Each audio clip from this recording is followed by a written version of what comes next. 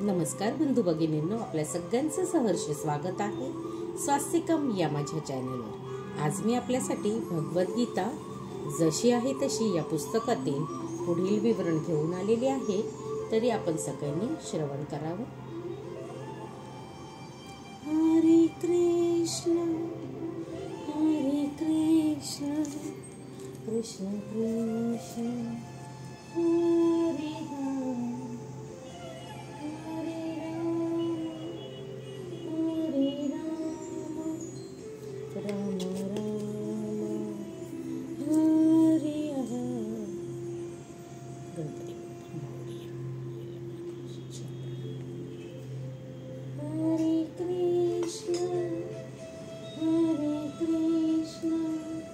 कृष्ण कृष्ण हरे हरे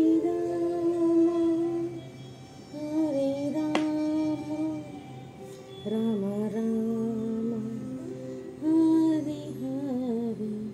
गणपती बाप्पा मोरया। श्री गणेशाय नमः। हरे कृष्ण कृष्ण कृष्ण हरे हरे, हरे राम राम राम हरे हरे। राधे कृष्ण राधे कृष्ण।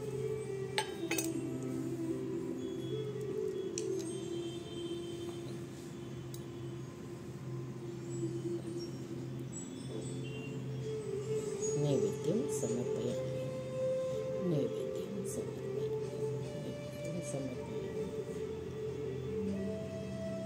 हरे कृष्ण कृष्ण कृष्ण हरे हरे, हरे राधे कृष्ण। आपल्याला जर माझे व्हिडिओ खरंच आवडत असतील तर नक्कीच आपण माझ्या चॅनलला सबस्क्राईब करा, माझ्या व्हिडिओला लाईक करा आणि कमेंटमध्ये राधे कृष्ण लिहायला विसरू नका। हरे कृष्ण कृष्ण कृष्ण हरे हरे, हरे राम राम राम हरे हरे। राधे कृष्ण। तद्बुद्धेस्तदात्मन् स्थानिष्ठास्ता परायणः गच्छन्ते पुनरावृत्तिं ज्ञाननिर्धूर्त कल्मषः। जेव्हा मनुष्याची बुद्धी, मन, निष्ठा आणि आश्रय हे सर्व भगवंतांवर स्थिर होते, तेव्हा पूर्ण ज्ञानाद्वारे त्याची सर्व कल्मषे धुतली जातात आणि याप्रमाणे तो सहज मुक्तिपथावर अग्रेसर होतो। तात्पर्य: भगवान श्रीकृष्ण हे दिव्य परमसत्य आहेत। श्रीकृष्ण हेच पुरुषोत्तम श्री भगवान आहेत। या उपदेशावरच संपूर्ण भगवद्गीता केंद्रित झाली आहे।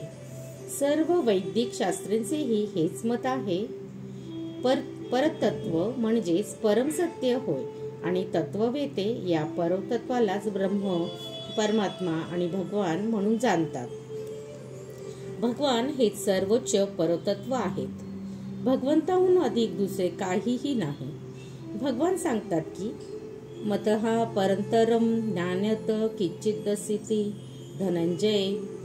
निर्विशेष ब्रह्माचा आधार ही श्रीकृष्णच आहेत। ब्रह्मणो हि प्रतिष्ठाहम, म्हणून सर्व प्रकारे श्रीकृष्ण हेच परम सत्य आहे। ज्याचे मन, बुद्धी, निष्ठा आणि आश्रय सदैव श्रीकृष्णामध्ये स्थित आहे, किंवा दुसऱ्या शब्दात सांगायचे तर जो पूर्णपणे कृष्ण भावना भावित आहे, निसंशय त्याची सर्व कल्मषे पूर्ण धुतली जातात आणि त्याला परमसत्याचे संपूर्ण ज्ञान होते। कृष्ण भावना भावित मनुष्य निश्चितपणे जाणतो की श्रीकृष्णामध्ये द्वैत, एकाच वेळी भेद आणि अभेद आहे आणि अशा दिव्य ज्ञानाने युक्त झालेला मनुष्य मुक्तिपथावर उत्तरोत्तर प्रगती करू शकतो।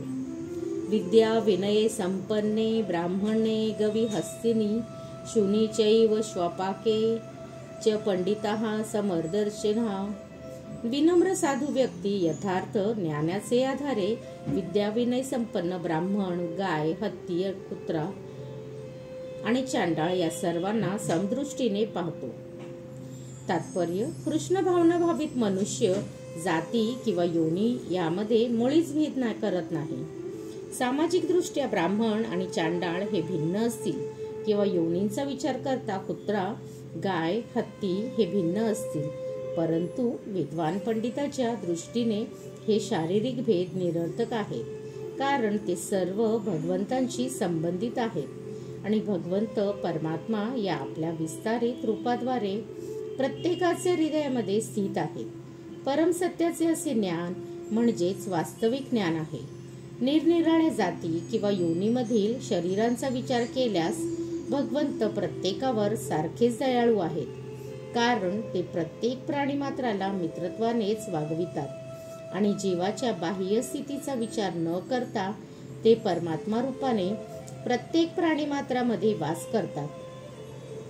ब्राह्मण आणि चांडाळ यांचे शरीर जरी सारखे नसले तरी ब्राह्मण आणि चांडाळ दोघांमध्येही भगवंत हे परमात्मा रूपाने उपस्थित आहेत.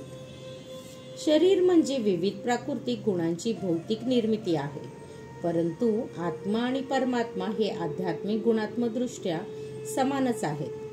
गुणात्मक दृष्ट्या आत्मा आणि परमात्मा समान असले तरी ते परिणामात्मक दृष्ट्या ते समान असू शकत नाही, कारण आत्मा हा एक विशिष्ट शरीरातच उपस्थित असतो, तर परमात्मा प्रत्येक शरीरामध्ये उपस्थित असतो.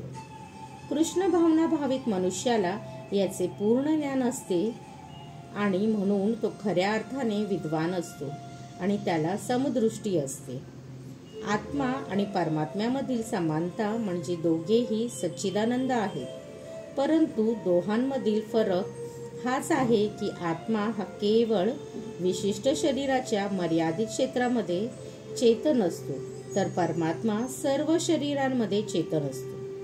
परमात्मा हा शरीरामध्ये कोणत्याही प्रकारचा भेद न करता उपस्थित असतो. इहेव तेर्जितः सर्गो येषां साम्यसितः मनः निर्दोषं हि समं ब्रह्मं तस्माद ब्रह्माणि ते सितः. तात्पर्य: ज्याचे मन एकत्व आणि समतेत स्थित झाले आहे त्यांनी जन्म आणि मृत्यूच्या बंधनावर पूर्वीच विजय प्राप्त केला आहे. ते ब्रह्माप्रमाणेच निर्दोष आहेत आणि याप्रमाणे ते पूर्वीच ब्रह्मामध्ये स्थित झालेले असतात. तात्पर्य: सर्व उल्लेख केल्याप्रमाणे मनाची साम्य अवस्था म्हणजे आत्मसाक्षात्काराचे लक्षण आहे. ज्यांनी वास्तविकपणे अशा अवस्थेची प्राप्ती केली आहे त्यांना भौतिक बंधने, विशेषतः जन्म आणि मृत्यू यावर विजय प्राप्त केल्याचे जाणले पाहिजे. जोपर्यंत मनुष्य या देहाशी तादात्म्य करतो तोपर्यंत त्याला बद्ध समजले जाते, परंतु जेव्हा तो आत्मसाक्षात्काराद्वारे सामवस्थेप्रत उन्नत होतो तेव्हा तो बुद्ध जीवनातून मुक्त होतो. दुसऱ्या शब्दात सांगायचे तर त्याला भौतिक जगतात पुन्हा जन्म घ्यावा लागत नाही, तर तो मृत्यूनंतर आध्यात्मिक जगतात प्रवेश करू शकतो. भगवंत हे निर्दोष आहेत, कारण ते आसक्ती आणि द्वेषरहित आहेत. त्याचप्रमाणे जेव्हा जीव आसक्ती आणि द्वेषरहित होतो तेव्हा तो सुद्धा निर्दोष होतो आणि आध्यात्मिक जगतात प्रवेश करण्यास पात्र होतो. अशा व्यक्ती पूर्वीच मुक्त झाल्याचे समजले पाहिजे आणि अशा व्यक्तींच्या लक्षणांचे वर्णन खाली करण्यात आले आहे. न प्रह्यश प्रीत्यं प्राप्य नोद्विज्य प्राप्त्य चाप्रियं स्थिरबुद्धिर समुढ्ढो ब्रह्माविद ब्रह्माणि स्थितः. जो मनुष्य प्रिय वस्तू प्राप्त झाल्यावर हर्षून जात नाही, तसेच अप्रिय वस्तू प्राप्त झाल्यावर शोक करत नाही, ज्याची बुद्धी स्थिर आहे, जो मोहरहित आहे आणि भगवत विज्ञान जाणतो, तो पूर्वीच ब्रह्मामध्ये स्थिर असतो. तात्पर्य: आत्मसाक्षात्कारी व्यक्तीचे लक्षणे या ठिकाणी सांगण्यात आले आहे. पहिले लक्षण आहे की तो स्वतःच्या शरीराशी मिथ्या तादात्म्य करून मोहित होत नाही. तो निश्चितपणे जाणतो की आपण म्हणजे हे शरीर नाही, तर आपण भगवंतांचे अंश आहोत. म्हणून तो शरीराशी संबंधित कोणतीही गोष्ट प्राप्त झाल्यावर हर्षित होत नाही, तसेच शरीराशी संबंधित गोष्ट गमावल्याने शोकही करत नाही. मनाच्या या स्थितीला स्थिर बुद्धी म्हटले जाते. म्हणून तो स्थूल देहालाच आत्मा असे चुकीचे समजून मोहित होत नाही, तसेच देहाला शाश्वत मानित नाही आणि आत्म्याचे अस्तित्व अमान्य करीत नाही.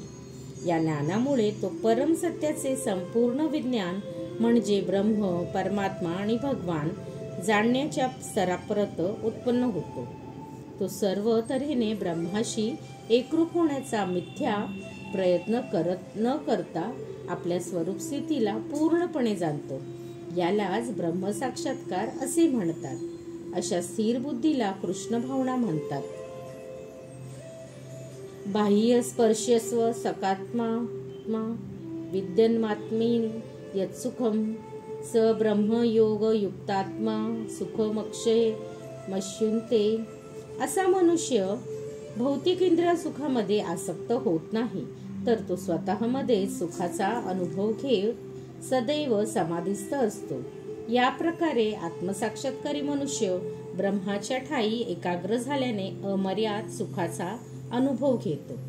तात्पर्य: कृष्ण भावना भावित महान भक्त श्री यमुनाचार्य म्हणतात की यदविधी मम चेतः कृष्ण पादारविंदे नवनवर सध्या मंद्युक्त रंतु मासित तद्वदी तद्बत नारी संगमे समर्याने भवती मुख विकारः सृष्ट निष्ठीवनं च.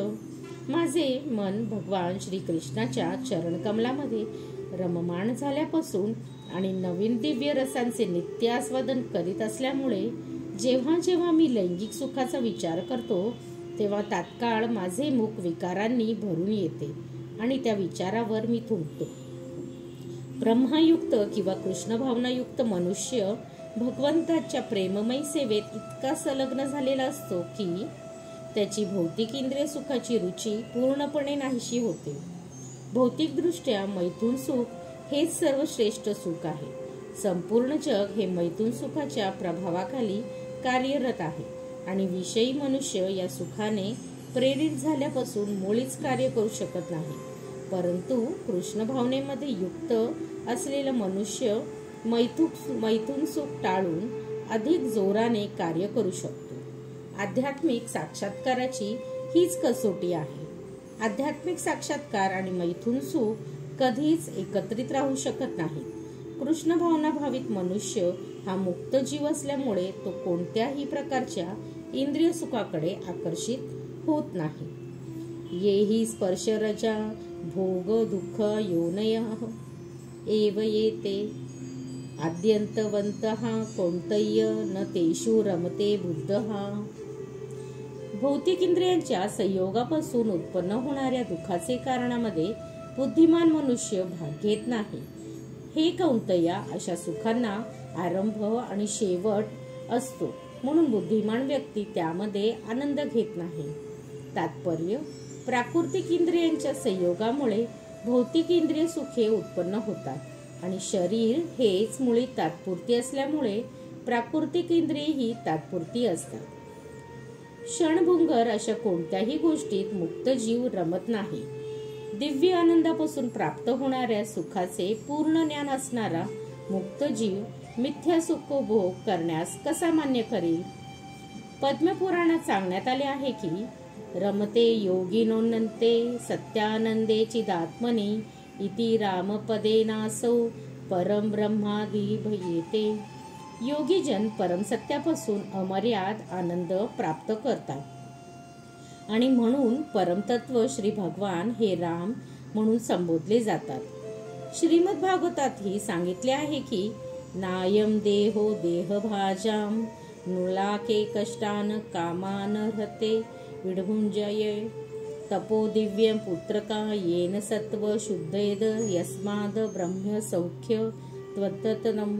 पुत्रांनो, या मनुष्य जीवनामध्ये असताना इंद्रिय सुखासाठी कठोर परिश्रम करण्याचे कारण नाही. अशी सुखे शुक्रांनाही उपलब्ध आहेत. त्यापेक्षा या जीवामध्ये तुम्ही तपस्या केली पाहिजे, जेणेकरून तुमचे जीवन शुद्ध होईल आणि परिणामी तुम्हाला अनंत दिव्य सुखभोगाचे करण्यास मिळेल. म्हणून जे वास्तविक योगी किंवा ज्ञानी आहेत ते नित्य भौतिक अस्तित्वास कारणीभूत असणाऱ्या इह सुखाकडे आकर्षित होत नाहीत. मनुष्य ज्या प्रमाणात प्राकृत इंद्रिय सुखामध्ये आसक्त होतो त्या प्रमाणात तो भौतिक दुःखाच्या जंजाळात पतित होतो. श्री कृष्ण पर्णमस्तु. शुभम भवतु, शुभम भवतु, शुभम भवतु. हरे कृष्ण कृष्ण कृष्ण हरे हरे, हरे राम राम राम हरे हरे. राधे कृष्ण राधे कृष्ण राधे कृष्ण. हरे कृष्ण कृष्ण कृष्ण हरे हरे, हरे राम राम राम हरे हरे. राधे कृष्ण राधे कृष्ण राधे कृष्ण.